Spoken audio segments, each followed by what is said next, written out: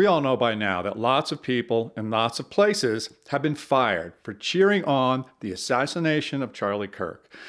Now, I'll acknowledge that most of this, as detestable as it is protected speech. What that means is it's not punishable by jail time. However, there's no such thing as protected speech in a workplace, a classroom, or a social group. You don't have a right to a specific job. You don't have a right to be a teacher. You don't have a right to have a job in a government office. You just have the right not to be put in jail for your detestable speech. We on the right have been subject to this for many, many years. As we've been targeted by cancel culture for protected speech that is not detestable to any rational person. You may think to yourself, this is different, and that the things we're hearing from the Charlie Kirk assassination ghouls are patently fireable offenses. But think about it.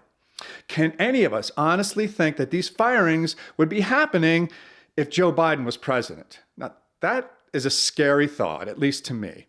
For years now, an increasingly large segment of the left has pushed the narrative that speech is violence. They do this for the very simple reason that they can't win based on reasonable debate. Their ideas are illogical, immoral, and provably destructive. Their only chance then is to make the truth illegal, or at least to try to convince as many people as possible that saying things that are true should put your life in danger. Charlie Kirk wasn't killed because he was a homophobe. He wasn't a homophobe.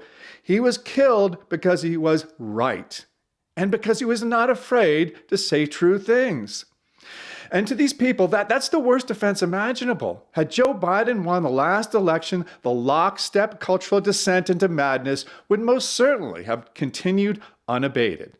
Before Trump, there was basically no instances of people being punished on the left for celebrating or inciting violence. Just remember the burnings, the lootings, the killings that happened as a result of the Black Lives Matter movement.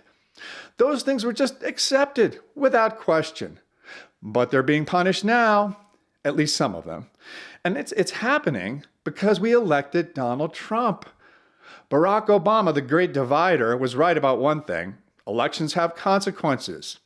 And we can take some satisfaction that the pro-violence left is seeing some consequences at long last. But don't think for one single second that the battle is won. It isn't. It took the left decades to infiltrate our culture and our institutions to such a degree that people could feel perfectly comfortable in their open celebration of the murder of an innocent human being because of the things he said.